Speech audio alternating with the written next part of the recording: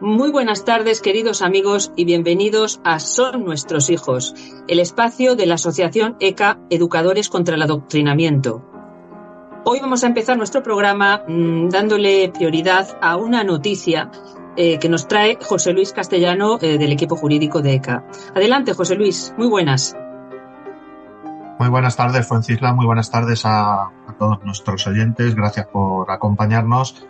Y hoy efectivamente tenemos una noticia importante, un éxito más de nuestra asociación y de la defensa de los menores. Tenemos que dar la enhorabuena fundamentalmente a los niños de Velilla de San Antonio y a sus familias, porque gracias a nuestra intervención una actividad que habían denominado cuentacuentos desde la Concejalía de Igualdad y de Infancia en ese ayuntamiento, sin ningún tipo de atención a los requisitos legales para estas situaciones, se ha cancelado.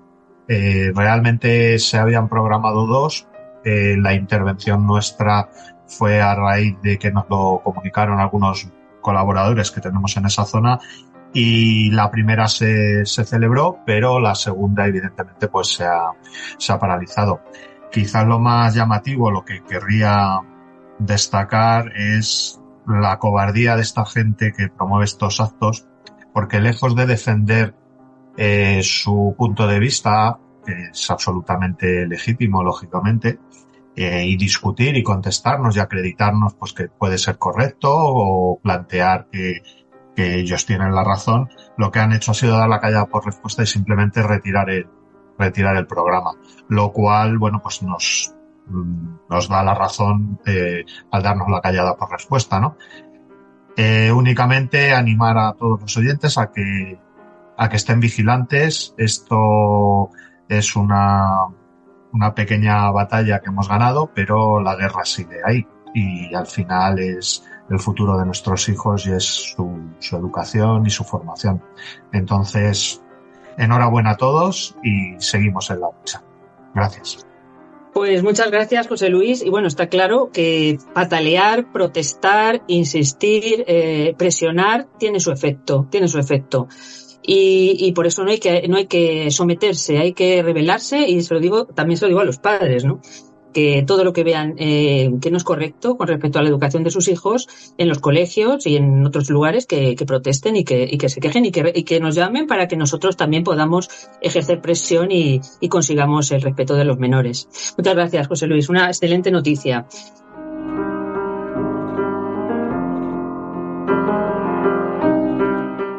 Ahora pasamos al plato fuerte de nuestro programa de hoy. Como son, el tema es guías de escuelas promotoras de salud, ha sacado una guía que ha sacado el Ministerio de Educación. Bueno, he tenido la tortura de leérmelo, lo he leído. Para los que no me conocéis, soy Fuencisla Casanova, soy especialista en salud mental desde hace más de 30 años, ejerzo mi profesión como psicóloga, soy psicóloga de adultos, pero también soy psicóloga infantil, de formación psicoanalítica, y bueno, pues os voy a decir un poquito, una introducción muy corta, pero sobre mi opinión de esta guía de escuelas promotoras de salud. En primer lugar, decir que el uso del lenguaje en esta guía es totalmente manipulativo.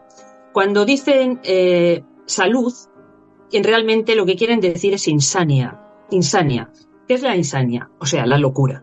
Lo que está promoviendo esta guía es la locura. No estoy emitiendo una opinión. Estoy hablando me estoy basando en los conocimientos que aporta la neuropsicología, la psicología social, la psicología evolutiva y la psicología dinámica. Son promotoras de locura, de insania. ¿Por qué digo que son promotoras de insania? Porque lo que hacen es puro adoctrinamiento en la Agenda 2030, en la ideología de género, es, como dice la definición de insania, incapacitar o dar al niño la incapacidad de elegir opciones de actuación. Eso es la insania. Entonces, ¿por qué? Por un lado, digitando lo que tienen que pensar. Digitando lo que tienen que pensar. no dándoles opciones, no dándoles posibilidades para que ellos elijan lo que quieren pensar o formándoles para que puedan elegir. Les están digitando. Y en segundo lugar, con la sexualización, por la imposición de la ideología de género, la sexualización es algo terriblemente dañino, destructivo para los seres humanos. ¿Por qué? Porque se sexualiza, si se sexualiza y si tienen que sexualizar y hablan de salud, derechos sexuales, en realidad es porque los niños no tienen sexualidad, por eso les tienen que sexualizar. Y lo que hacen es trasvasar la sexualidad del adulto a los menores. Pero ¿qué ocurre? Que la sexualidad es una droga. A que a tu hijo tú no le darías heroína, a que no le darías cocaína. Es una droga. Supone una descarga inmediata de dopamina. La droga del placer. ¿Eso qué hace? Impide el desarrollo correcto de otras funciones, las funciones superiores, como son la voluntad. Cuando no tiene desarrollado la voluntad, cuando no tiene capacidad para controlar sus impulsos, porque todavía está en proceso de desarrollo neuronal, psicoafectivo, etcétera. Si tú le das droga, por eso la naturaleza sabia y a los niños les priva, digamos que tienen una castidad natural de unos años. Si le privas de ese derecho que tiene, cuando hablan de derechos sexuales, el derecho es el derecho realmente, esto también es un uso manipulativo del lenguaje, el derecho a respetar su idiosincrasia. El derecho a respetar su castidad natural, que se llama afánasis, pero yo lo voy a llamar, para que nos entendamos todos, castidad natural. Les está llevando a no poder desarrollar la voluntad, el control de impulsos, la capacidad para autorregular su conducta. O sea, se les está ocasionando problemas mentales, les están llevando a la promiscuidad. Va a ser muy difícil que esos niños establezcan vínculos estables, que puedan formar una familia, porque todo es lo que es formar una familia, tener hijos, supone tener capacidad de lucha. Se les están debilitando con una droga como es la sexualidad. O sea, todo esto que dice esta guía, pero ellos utilizan mucho, el Estado utiliza mucho las palabras como vaciándolas de contenido. Cuando dice salud, no es salud, es enfermedad, es locura, es insania. Cuando dice derechos, no son derechos, se están pisoteando los derechos, los verdaderos derechos. Ciertamente que todos los seres humanos tenemos que tener salud sexual, pero no se consigue dando al Estado el poder. La salud sexual viene de los padres, viene de las relaciones con los padres y tiene que ser cosa solo de los padres para que sea verdaderamente salud sexual, salud reproductiva, para que puedan procrear, porque si no les permiten procrear, y esto es lo que se desprende de la aplicación de la ideología de género, no van a ser personas con salud sexual y reproductiva. O sea, todo esto es manipulativo. Y bien, después de haber dicho esto, en otro momento me podré extender más, pero ahora yo lo que quisiera es dar paso a nuestro invitado, Jaime Urcelay Alonso, que es padre de 5 hijos, abogado y profesor universitario de posgrado. Es miembro de la Asociación Profesionales por la Ética, que desde sus orígenes en 1992 ha tenido como una de sus líneas básicas de actuación la defensa de la libertad de educación. Jaime participó muy activamente entre los años 2006 y 2013 en la campaña de objeción de conciencia de los padres a las asignaturas de educación para la ciudadanía, incluidas en la LOE. En la actualidad es parte del equipo de la asociación dedicado a la investigación y denuncia del adoctrinamiento ideológico en la escuela. Buenas tardes, Jaime. Muy buenas tardes, Fuencisla, y buenas tardes también, un saludo muy cordial a todos los oyentes. ¿Qué te parece? ¿Qué os parece a vosotros, los profesionales por la ética, esta guía muy torticeramente llamada promotora de salud? Es un caso que hemos estudiado bastante a fondo y, de hecho, hemos promovido una campaña para que se conozca y para que se pida precisamente a la ministra de Educación, que es una de las promotoras, junto con el Ministerio de Sanidad, de esta guía, pedirle que se retire toda esta parte adoctrinadora a la que has hecho referencia, que es muy patente a lo largo, efectivamente, de toda la guía. Es un caso paradigmático de cómo se está produciendo el adoctrinamiento, qué tipo de mecanismos utiliza, cómo se manipula el lenguaje, cómo se utilizan palabras aparentemente incontestables, como es el tema de la salud o como es el tema de los derechos, para introducir mercancía averiada, manipulativa, privar a los padres de su legítimo derecho a ser ellos quienes elijan la educación de sus hijos y, en definitiva, como muy bien decías, invadir el ámbito de la conducta personal, imponiendo determinado pensamiento, determinados dogmas que parecen en estos momentos incontestables, con la idea de, al final, educar ciudadanos inermes, perfectamente manipulables desde el poder político. En ese sentido, esta es una guía que reúne todas estas características.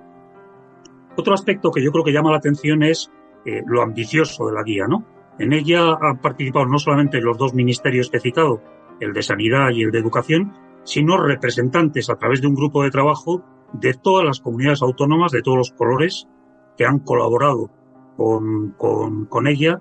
Ha participado también asesorando a este grupo de trabajo un equipo de la UNESCO y de la OMS, importante porque son ellos los grandes impulsores a nivel global de este tipo de mentalidad. Y por otro lado es una guía financiada con fondos de la Unión Europea, los famosos fondos Next Generation, ¿verdad? Lo cual da idea de hasta qué punto aquí convergen un poco todos los elementos, todos los factores que en estos momentos están guiando este enorme proceso de adoctrinamiento que estamos sufriendo en España, pero que es prácticamente idéntico a nivel global, ¿no? La guía respira por todas partes el lenguaje cansino de la Agenda 2030, desde la primera línea prácticamente hasta la última, y desde mi punto de vista, o desde el punto de vista de la asociación que represento, el capítulo, siendo todo preocupante por los argumentos que has expresado, ¿no? Pero el capítulo más grave y donde es más patente este adoctrinamiento, pues es el que se refiere a la educación afectivo-sexual, ¿no? Donde si se llevan a cabo los criterios que da la guía, lo que se va a traducir es una especie de hipersexualización de todo el entorno de la escuela, porque eso es lo que pretende, cuyos resultados, más allá de lo que supone de violentar derechos de los padres, cuyo resultado está a la vista de todos, ¿no? Les llama mucho la atención que ahora el gobierno se eche las manos a la cabeza y quiera controlar el acceso precoz y masivo de los adolescentes, incluso de los niños, a la pornografía, y que por otra parte se sigan empujando este tipo de iniciativas que lo que están provocando es precisamente una hipersexualización artificial, que es la que aboca después a los menores, a la infancia y a la adolescencia, a recurrir a este tipo de elementos a través de los móviles que tanto daño está produciendo y cuyos efectos todavía a medio y largo plazo ni siquiera conocemos, pero que vosotros los psicólogos, sin lugar a duda, pues ya atisbáis que van a ser tremendamente destructivos. Es un poco el panorama general. Luego, si quieres, pues quizá podamos ahondar un poquito más despacio en este capítulo, en este objetivo quinto, el de la educación afectivo-sexual, que me parece que tiene algunos elementos de enorme interés para comprender bien a nivel general cómo se está produciendo en estos momentos el adoctrinamiento en la escuela, ¿no? Sí, es efectivamente, y esto de afectivo sexual también es grandemente muy manipulativo, decir que es afectivo, porque el afecto se lo dan los padres a los hijos, que son los que los han tenido y los que los quieren. El Estado no quiere a los niños, el Estado quiere utilizar, instrumentalizar a los niños, y eso es lo que se está haciendo. Pero voy a dar paso a mis compañeros de ECA. Aquí está con nosotros Arlindo, muy buenas, Arlindo, nuestro presidente, Arlindo Farto. Buenas tardes, Jaime. En primer lugar, darte las gracias por estar aquí con nosotros. Es siempre un placer. Conozco bien tu trabajo en Profesionales por la Ética y todo tu desarrollo como activista, digamos así, en la sociedad civil. Me da la sensación que este punto que estás hablando es solo un principio, digamos así, para nuevas situaciones que se van a desarrollar a lo largo de este tiempo. O sea, ahora hablamos de la salud pero que vamos a tener más casos siguiendo la dichosa Agenda 2030. ¿Tú cómo lo ves? Sí, clarísimamente estamos en una fase muy agresiva de la imposición ideológica a nivel global, donde están siendo actores muy importantes las agencias de Naciones Unidas y los organismos especializados, particularmente la OMS y la UNESCO, a través de sus guías, son las que están detrás. Cuentan con una financiación extraordinaria. Esta es una guía técnicamente, más allá de su contenido, muy bien hecha, en la que ha trabajado muchísima gente, que utiliza unos recursos metodológicos y didácticos muy potentes, que se va a difundir de manera masiva en todas las escuelas españolas, y en ese sentido, pues claramente estamos en una ola muy agresiva que aprovecha. Estamos ante una sociedad inerme que no es capaz de darse cuenta de lo que está pasando, el daño que se está haciendo a nuestros hijos y, en definitiva, hasta qué punto el poder político está queriendo suplantar a los padres en lo más esencial, que es su educación, en el sentido más general, y sobre todo la educación moral. Hemos de tener en cuenta que la educación afectivo-sexual evidentemente tiene una base biológica, pero va mucho más allá de lo biológico. Por medio están los afectos, la capacidad de crear vínculos, la capacidad de entrega, la capacidad de amar a otra persona, y por lo tanto separar esa parte emocional, afectiva del corazón de la parte biológica, que es un poco lo que se hace con todos estos planteamientos, pues es verdaderamente muy grave, ¿no? Totalmente de acuerdo contigo, por lo tanto, Arlindo, en que estamos en una fase muy preocupante ante la que hemos de procurar despertar las conciencias, sin duda, ¿no? Sí, volvemos un poco al tema que hablamos aquí muchas veces. O sea, lo que se pretende realmente es que en un futuro que esté la sociedad criada a su antojo, ¿no? Para que, bueno, lo habló inicialmente Fuencisla como psicóloga, que los niños tienen que seguir por donde ellos quieren, pensar lo que ellos quieren, comer los insectos que ellos quieren, o sea, seguir, de alguna forma, seguir goteando día tras día, para que esta sociedad futura acabe por salir ese camino, ¿verdad? Así es. Hay además un detalle muy llamativo, ¿no? Cuando uno revisa de una manera objetiva todas las declaraciones internacionales de derechos humanos, empezando por la Declaración Universal del año 48, pero si acudimos después a los instrumentos europeos y si vamos también a la Declaración de los Derechos del Niño del año 59, está muy claro cuáles son los derechos de la infancia y está muy claro que el principal responsable de salvaguardar el interés superior del niño es, como dice expresamente el principio séptimo de esta Declaración de los Derechos del mismo, dice que dicha responsabilidad incumbe en primer término a sus padres. Esto es de puro sentido natural, es algo que deriva de nuestra experiencia de la paternidad. Nosotros somos quienes les transmitimos la vida, nosotros somos quienes les queremos, quienes les conocemos, quienes les criamos, quienes convivimos con ellos, y por tanto somos los que tenemos ese derecho-deber de elegir la educación para sus hijos.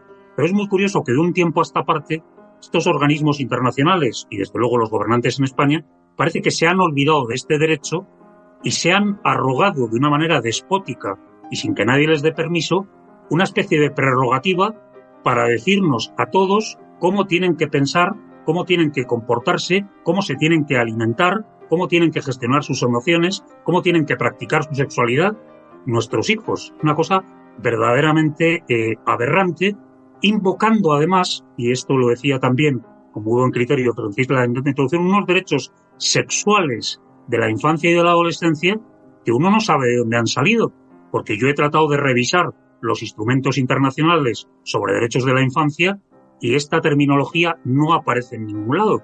Y sin embargo ahora, a lo largo de toda esta guía que estamos comentando de las escuelas promotoras de la salud, permanentemente se está hablando de unos derechos sexuales de los niños, con toda naturalidad y sin que en ningún momento nadie se haya parado a explicar de dónde salen, en qué consisten y quién sobre todo les ha dado permiso para ser ellos los que deciden qué es lo que tienen que pensar y cómo se tienen que comportar nuestros hijos. Efectivamente, tal cual. Vamos a dar paso también a nuestra compañera Nanda Agredano desde Málaga, nuestra delegada en Málaga. Muy buenas, Nanda. Hola, buenas tardes. Jaime, un placer y buenas tardes a todos. Un placer coincidir de nuevo contigo. Hemos asistido a cursos que nos habéis tenido la deferencia de impartir a educadores contra el adoctrinamiento y la verdad que ya nos pareció muy didáctica vuestra exposición y este tema es sumamente importante. Yo te quería hacer un comentario muy breve respecto al compendio que supone esta guía, que nos puede servir, vamos a verle el lado positivo. Es un compendio, un caso práctico de aplicación de la doctrina 2030 llevada al extremo de una manera muy descarada, también por desgracia bien realizada, con el apoyo de la ONU, el apoyo de todos los entes supranacionales que ya sabemos que están en esa dirección. Y bueno, por verlo como un lado positivo, ahí tenemos directamente las próximas instrucciones de aquí, no sé si a 5 o 10 años, de cuál es su ruta y su camino a seguir. Eso sería el breve comentario que te quería hacer. Y la pregunta que sí te quería realizar como miembro de ECA es: esta guía, ¿cuándo se aplicará, cuándo se obligará a los profesionales de la educación a aplicarla de una manera ya dentro de las asignaturas, dentro de cualquier temario? Ya sabemos que el lenguaje inclusivo es obligatorio, por desgracia, se están cargando nuestra lengua, obligando incluso a los educadores a utilizarla, pero ¿en qué momento van a empezar ya a intrincar todas estas normas de educación afectivo-sexual dentro de las asignaturas? Igual que estamos viendo que hay un enfoque feminista en las matemáticas, pues ya lo siguiente, mucho me temo que será aplicar esto que hasta ahora, Jaime, corrígeme si me equivoco, eran como, no dentro de las asignaturas, sino como actividades complementarias. Que, por cierto, para eso tenemos, gracias a Dios, los PIN de pensamiento crítico o el Adoctri-Stop. Esa es mi preocupación como ECA, como madre y como para informar a nuestros educadores de que estén atentos y tengan las alertas muy activadas para ir pudiendo detectar este goteo que comentaba Arlindo, de cómo se va incluyendo en la educación en nuestros centros. Gracias, Jaime, un abrazo. Al revés, gracias a ti, Nanda, y un verdadero placer el compartir espacio nuevamente contigo, ¿verdad? Y compartir también una visión de las cosas tremendamente coincidente y una misma preocupación por lo que está pasando. Bueno, lo que dices es enormemente oportuno, ¿no? Porque aquí hay que distinguir bien entre lo que es obligatorio y lo que no es obligatorio, lo que es curricular y aquello que va a formar parte de la programación general del centro como actividades no estrictamente curriculares, o bien va a formar parte del plan de tutorías del centro, ¿no? En ese sentido, esta guía formaría parte más bien de lo segundo, es decir, se propone a los centros y los centros, teóricamente con cierta libertad, pueden o no incorporar sus recomendaciones, sus propuestas de actuación, esta es la terminología que utiliza la guía, en las actividades del centro y en la programación general del centro. Esto en teoría es así, aunque ya sabemos que estamos sufriendo en estos momentos una verdadera invasión de guías, de protocolos, de buenas prácticas, de cuentacuentos, de literatura, etcétera, verdaderamente grave. Pero todavía la guía se mueve en ese terreno teóricamente voluntario para los centros, ¿no? Pero junto a esto no hemos de olvidarnos de un dato muy importante. Y ese dato se llama LOMLOE, Ley CELA, del año 2020, se llama Ley del Aborto Nueva y se llama Ley Trans del año 2023. Por empezar por la LOMLOE. La LOMLOE establece todos estos principios ideológicos, yo prefiero llamarle estos dogmas ideológicos globalistas, desde la exposición de motivos y con un mandato de que todas las asignaturas de manera transversal incorporen esos principios ideológicos. Tú has puesto el ejemplo, con razón, de las matemáticas, que se quiere que se den con perspectiva de género, ¿no? Esto ya es un primer dato importante de la LOMLOE. El segundo es que crea una asignatura específica que se llama Educación en Valores Cívicos y Éticos para primaria y para la ESO, cuyos contenidos curriculares, si atendemos a los decretos estatales de enseñanzas mínimas y si echamos un vistazo a los diferentes desarrollos autonómicos, incorpora también de manera masiva, explícita y descarada todos estos contenidos adoctrinadores. Esto por lo que se refiere a la Ley Global de Educación. Pero luego, si nos vamos a la Ley del Aborto y a la Ley Trans, nos encontramos exactamente los mismos.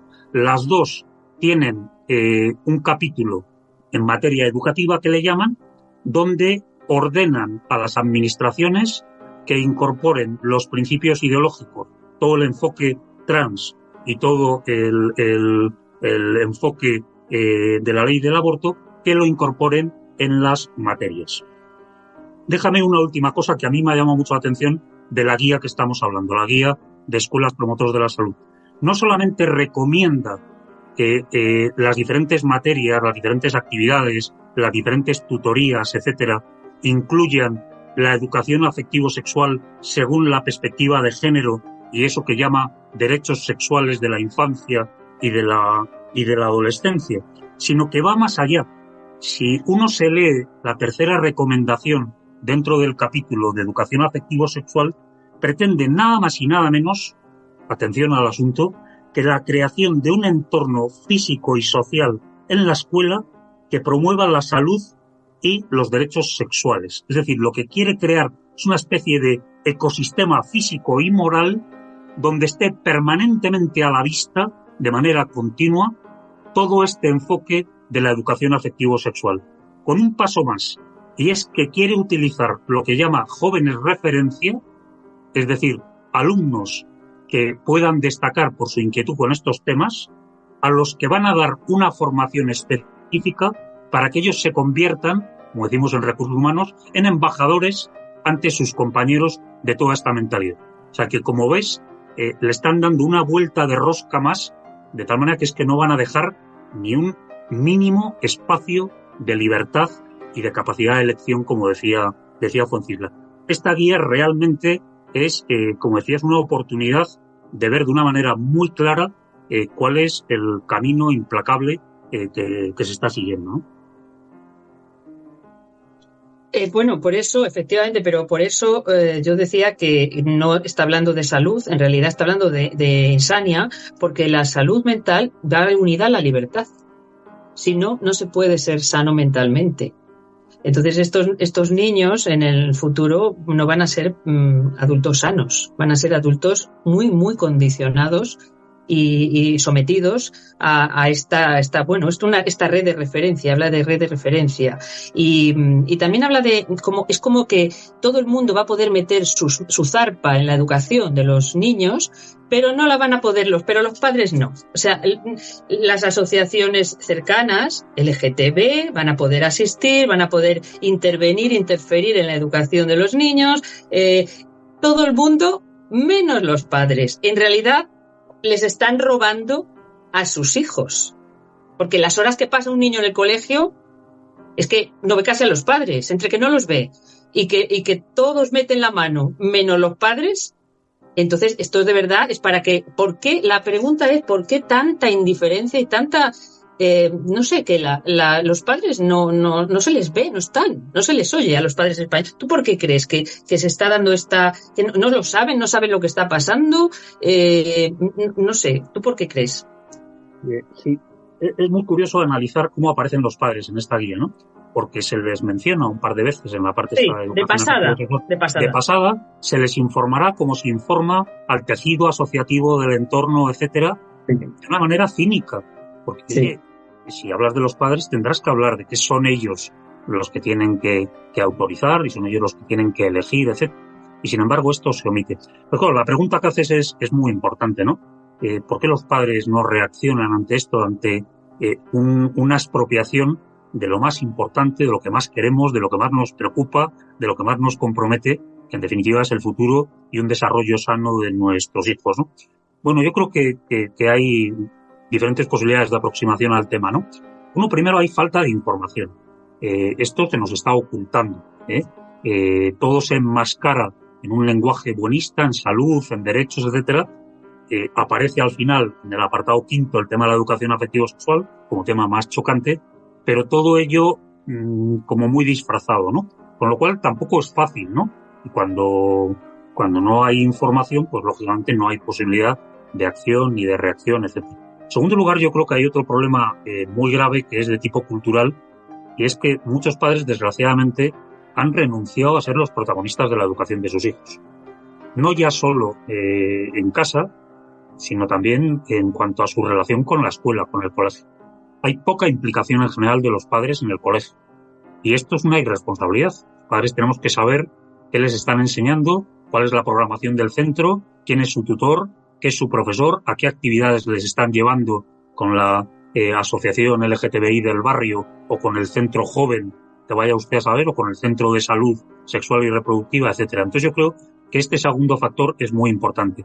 Y el tercero, ciertamente, es que el poder tiene en estos momentos muchos medios y es como una especie de apisonadora, donde además a cualquiera que se atreve a discrepar, inmediatamente se le cancela, inmediatamente se le empiezan a colocar etiquetas desagradables, se le margina, se le señala como un bicho raro, como alguien poco más o menos que se está poniendo frente de este nuevo paraíso que nos están presentando, ¿verdad?, que nos va a proporcionar a todos el bienestar y la felicidad bajo el cuidado de este nuevo Mesías, que es el poder político, que es el Estado, que son los poderes supranacionales, que se han erigido en salvadores de la humanidad, y lo hemos visto muy claramente en la pandemia, y que invocando el interés público y la salud pública son capaces de pisotear los derechos fundamentales más evidentes. Yo creo que esos tres elementos, unidos a otros muchos, evidentemente, que habría que mirar más despacio y según los casos, pues creo que pueden estar influyendo mucho, ¿no? Muy bien, queremos dar paso a nuestra compañera Beatriz Montes desde Almería, que quiere intervenir. También José Luis quería intervenir, pero primero vamos a dar paso a Beatriz. Hola Beatriz, muy buenas tardes. Hola, buenas tardes, Pencirla. Bueno, todos los que estáis aquí conectados, los oyentes, y gracias Jaime por esta entrevista que nos está brindando. Bueno, yo quería hacer un par de comentarios. Bueno, a mí no me ha sorprendido esta guía, la verdad, porque realmente está todo en la ley LOMLOE, como ha estado comentando Jaime. En el primer punto ya aparece lo que es la educación afectivo-sexual, o sea, aparece lo que es el derecho a la educación. Claro, es lo que estamos hablando, ¿no? Que tiene un lenguaje que no los padres no llegan a percibir, porque derecho a la educación para la infancia y la adolescencia, pues cualquiera lo ve bien, ¿no? Claro, el problema está en qué tipo de educación. Entonces ahí es donde los padres no tienen ni idea. Salud sexual, pues ahí le meten los derechos sexuales, que son los que se han inventado, y que, bueno, pues yo creo que deberíamos de resaltar qué son esos derechos sexuales a los que se refieren, ¿no? Que son, pues eso, ¿no? El aborto, el derecho a cambiar de sexo, el derecho a tener placer consigo mismo, la masturbación, el derecho a tener sexo con otros, con consentimiento, que da pie luego a la pederastia, bueno, etcétera, ¿no? Entonces ese es el problema. Y que yo creo que ahora han dado un paso más, porque ya estaba reflejado que iba a estar dentro de toda la área en la LOE ya estaba reflejado, han dado un paso más, ahora quieren formar a profesorado específico para que lo den dentro del aula. Y ya no solo tenemos entonces el peligro de que vengan talleres de fuera o asociaciones de fuera, que también las van a ver porque va a estar eso brindado, sino que van a tener, incluso pueden tener un centro joven sexual dentro del propio centro escolar, si no tienen uno cerca, porque como ya ocurre, por ejemplo, en el tema del género. Si algún niño tiene algún problema de género, o sea, que no se siente correspondido con el sexo biológico, ahí le asesoran en el mismo instituto sin que los padres lo sepan. Pues en este caso les van a asesorar para poder abortar o para tener relaciones, etcétera, ¿no? Y bueno, pues entonces yo veo que sí, que ha sido una cuestión de un pasito más que están pisando el acelerador. Y bueno, pues que a ver qué tal, qué nos comenta al respecto Jaime, porque esto se está poniendo de marrón oscuro, está pasando ya a un tono muy feo. Beatriz, muchísimas gracias. Bueno, la verdad es que suscribo todo lo que has dicho, ¿no? Me parece que has pegado un repaso completísimo a la trampa del tema de los derechos, que me parece que es una de las razones precisamente por la que los padres no reaccionan, y ellos entienden los derechos con arreglo a ese catálogo que tú has dicho, ¿no? Que verdaderamente es para llevarse las manos a la cabeza. A eso se refieren cuando hablan de derechos sexuales, precisamente, y eso es lo que están imponiendo a nuestros hijos, ¿no? Uno quiere confiar en la responsabilidad, en el sentido común y en la vocación de los docentes, ¿verdad? Y creo que eso es lo que nos está salvando en buena medida, ¿no?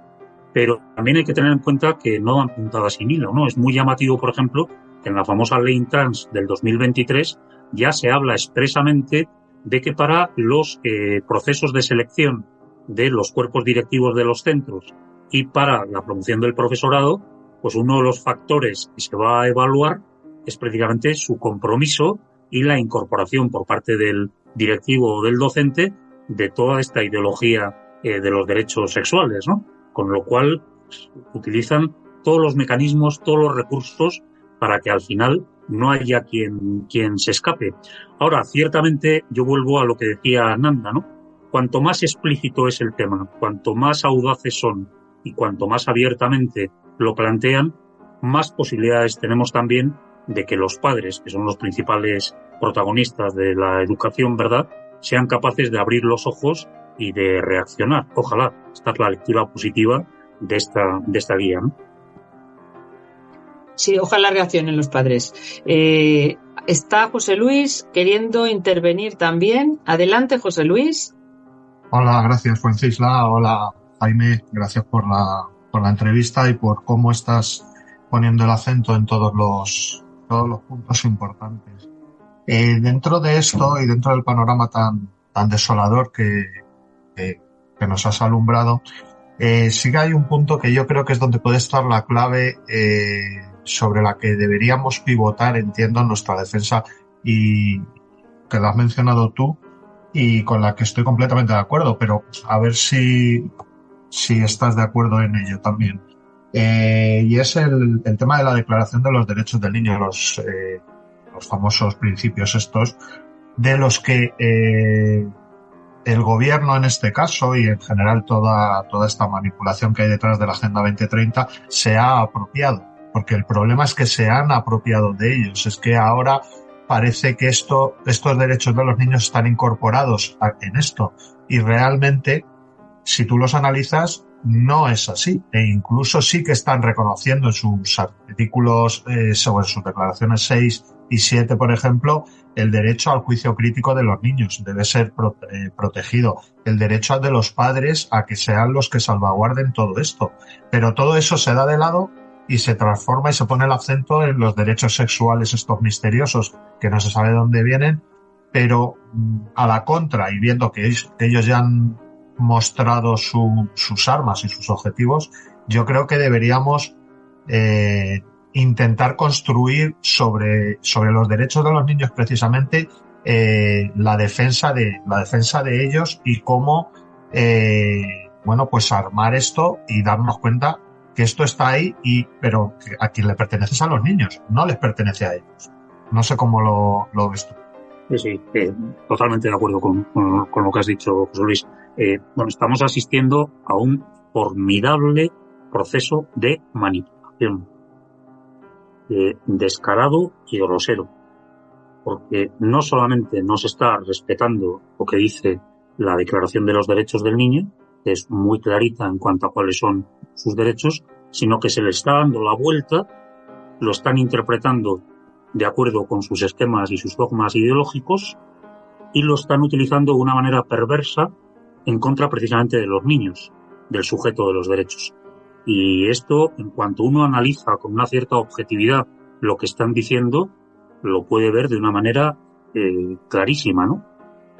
Además, la Declaración de los Derechos del Niño es inequívoca, como antes decía en el principio 7, en cuanto a quién le corresponde la salvaguarda de eso que se llama el interés superior del niño.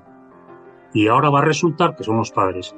Y resulta que al revés, arrogándose la titularidad del interés superior del niño, los poderes públicos pisotean los derechos de los padres e imponen ideológicamente el adoctrinamiento de acuerdo con sus dogmas particulares y la Agenda 2030 y las recomendaciones de la OMS y de la UNESCO.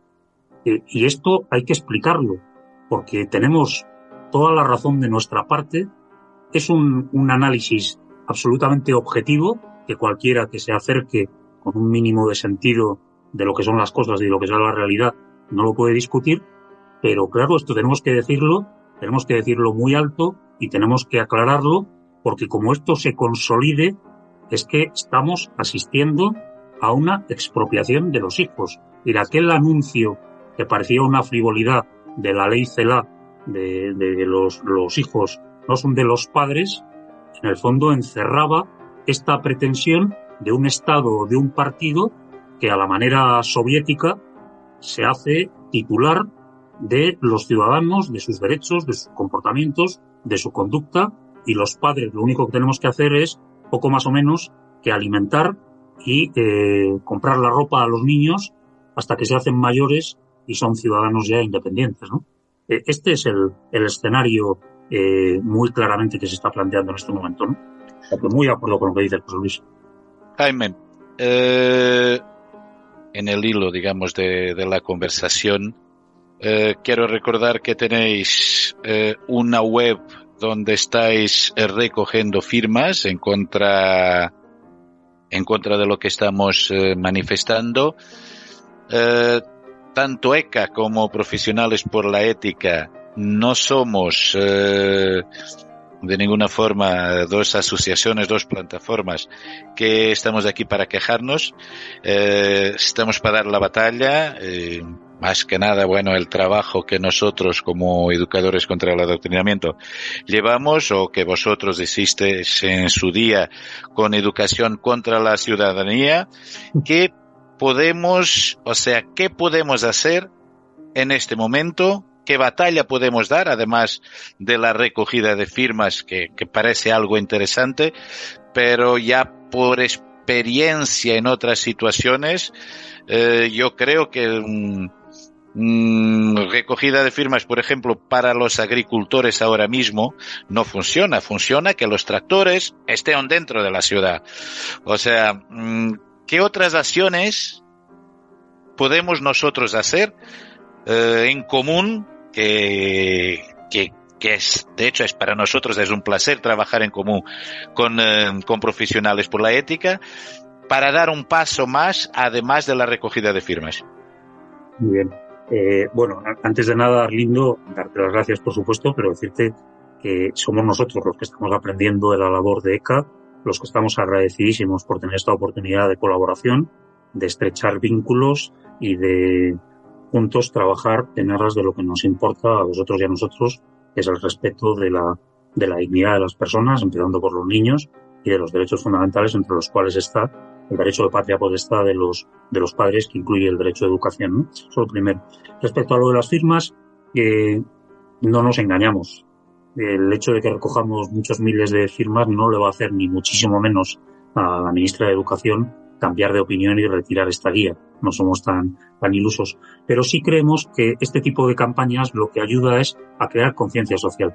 Y en ese sentido, más allá de la materialidad de la firma, lo que hay es toda una serie de acciones de comunicación, especialmente en las redes sociales, que es lo que está a nuestro alcance, que va haciendo que poco a poco el mensaje vaya llegando a más gente y se vaya creando una conciencia crítica de lo que está pasando. Ahora, me preguntabas qué otras cosas, ¿no? Bueno, yo creo que la primera y más importante, y sois un ejemplo en este sentido, como te decía, nosotros no hacemos más que aprender de vosotros y de lo que la experiencia nos enseñó en su momento con Educación para la Ciudadanía. Primero, es fundamental el conocimiento del problema por la opinión pública.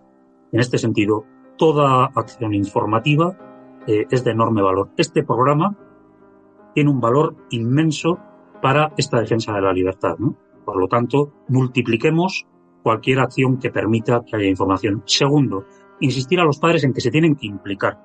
Y esto significa estar muy cerca de los colegios, muy cerca de los profesores y los tutores de sus hijos y de la dirección, conocer a tiempo la programación general, presentar los escritos como los que vosotros habéis preparado de ejercicio de la patria potestad y de derecho a la información sobre lo que le van a enseñar a sus hijos, conocer los libros de texto, asistir a las reuniones, implicarse en el AMPA, te diré, hay muchísimas cosas que hacer.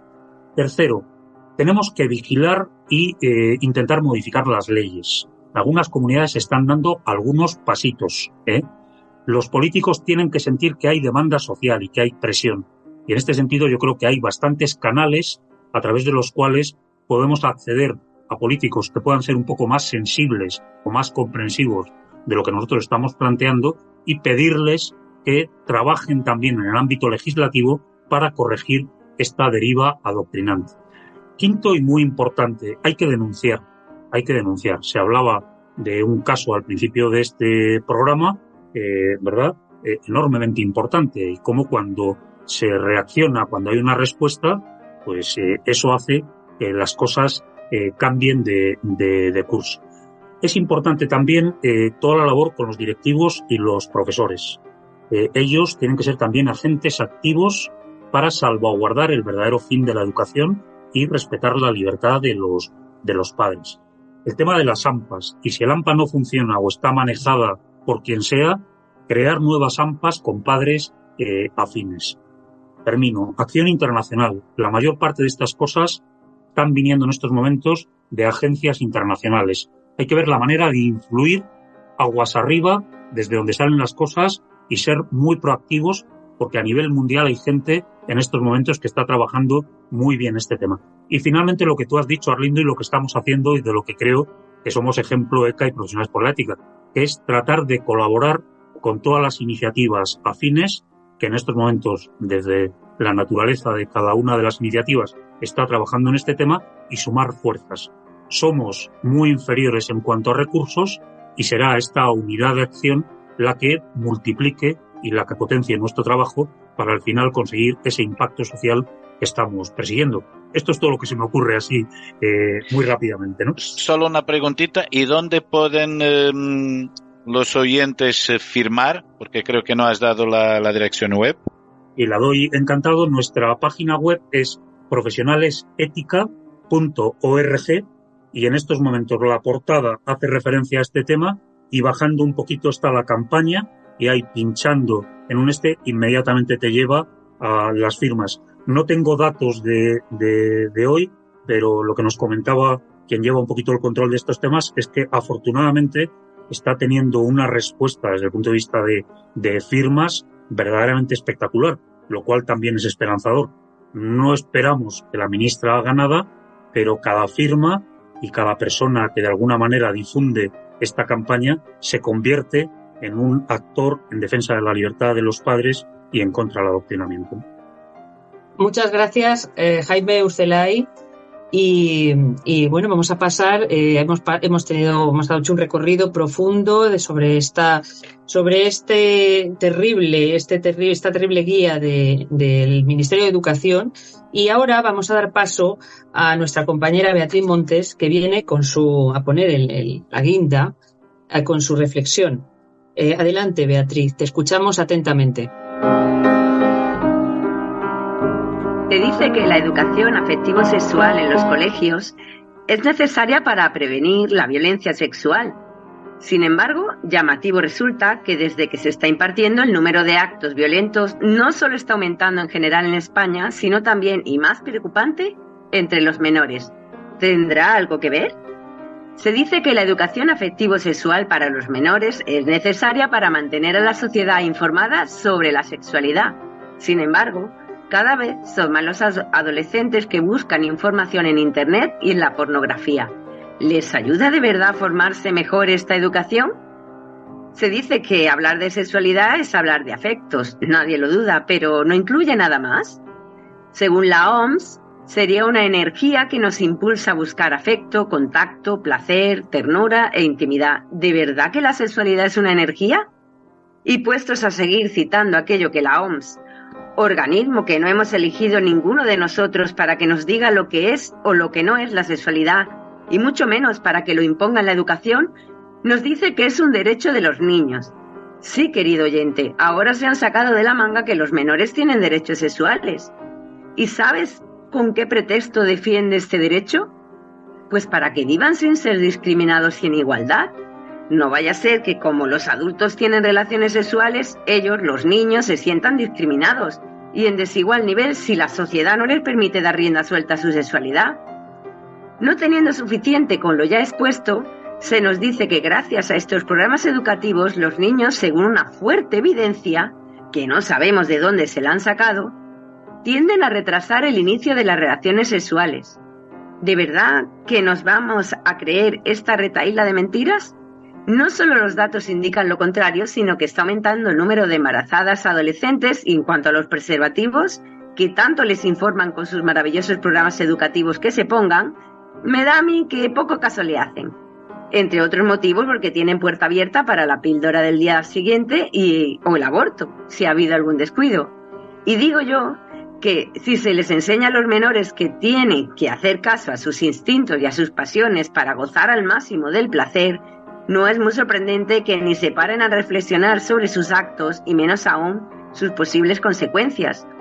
Pero no seamos ingenuos, pues cuando dicen que quieren hacer disminuir la violencia de género, tan solo pretenden lavar el cerebro a los niños mostrándoles lo malísimos y violentos que son los hombres, por lo que hacen falta nuevas masculinidades no violentas. No olvidemos la lacra por el patriarcado y lo terriblemente dañino que resulta para estos programadores de cerebros el amor romántico entre un hombre y una mujer que son fieles y se comprometen de por vida. Y por supuesto, no podemos olvidar en esta exposición la formación de identidad de género, que dicha educación afectivo-sexual les va a ayudar a adquirir. Sí, claro, se trata de esa ideología de género en la que estás pensando ahora mismo. No basta con incitar a los niños a tener relaciones sexuales cual animalitos en celo o a masturbarse como desahogo emocional, sino que se les ha de inculcar que pueden tener sexo con personas de su mismo sexo, con personas que se sienten del sexo femenino aunque tengan pene y las que se sientan hombres teniendo vulva. Es que son muy progres. En fin, querido oyente, no quisiera liarte más con este enrevesado tema sexual, pues el asunto daría para largo. Me quedo con las palabras de San Juan Pablo II ante la Asamblea de las Naciones Unidas en 1979, que decía: ante una cultura que banaliza en gran parte la sexualidad humana, porque la interpreta y la vive de manera reductiva y empobrecida, relacionándola únicamente con el cuerpo y el placer egoísta, el servicio educativo de los padres debe basarse sobre una cultura sexual que sea verdadera y manifiesta su significado íntimo al llevar la persona hacia el don de sí misma en el amor. ¿No será, querido oyente, que esto de la sexualidad tiene algo, o más bien todo, que ver con el amor? Es un asunto muy grave y sin duda propio de estados totalitarios pretender hacerse con el control total de la educación de los hijos. Defendámoslos porque son nuestros hijos. Un saludo y hasta la próxima cita.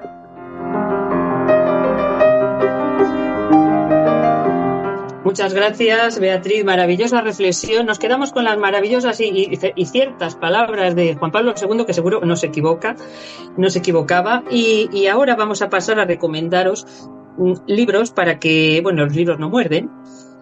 Primero, os diría que, bueno, hay un libro sobre poesía, Amada Realidad de Elena Tejada, que nos viene muy bien en estos tiempos tan prosaicos, tan materialistas que estamos viviendo.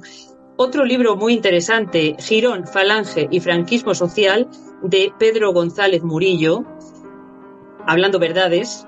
Y ¿sabes lo que les están enseñando tus hijos en el colegio? De ECA y Hazte Oír. Este no puede faltar nunca porque los padres necesitáis estar informados y para eso estamos nosotros en ECA.